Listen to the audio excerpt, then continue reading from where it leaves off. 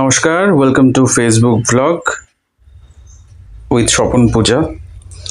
So আজকে গেছিলাম আমরা কানকি ধামে, যেটা কানকিতে আমাদের উত্তর দিনাজপুর ডিস্ট্রিক্টের একটা ছোট্ট শহর কানকি। সেখানেই এই মন্দিরটা অবস্থিত। মানে এটা কি বলবো আপনাদেরকে, আমাদের মানে আপনারা যদি কেউ না গিয়ে থাকেন তাহলে খুব মিস করেছেন, সত্যি কথা যেটা। মানে যারা গিয়েছে বা যারা জানে বা যারা দেখেছে কাছ থেকে তারাই একমাত্র বলতে পারবে যে কি সুন্দর আর কতটা ভালো একটা জায়গা। না গেলে সত্যি খুব মিস করবেন আপনারা। আমি বলবো সবাই যান, মানে অসাধারণ। একবেলার জন্য হলেও যান, এখানে গিয়ে নিজের মনটাকে শান্ত করে আসুন।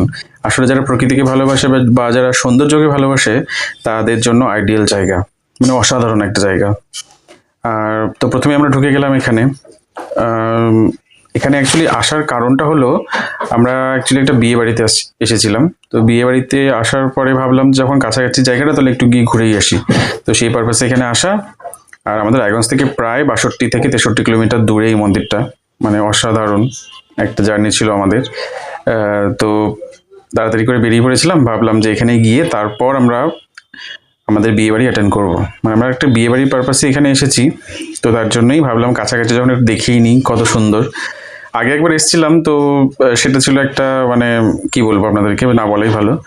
তো এবার একটা খুব সুন্দর ছিল, কারণ আমি আমার ওয়াইফের সাথে গেছিলাম সেখানে। তো দুজন মিলে গিয়ে ভালো করে দিনটাকে কাটালাম। নেক্সট ব্লগে আসছি।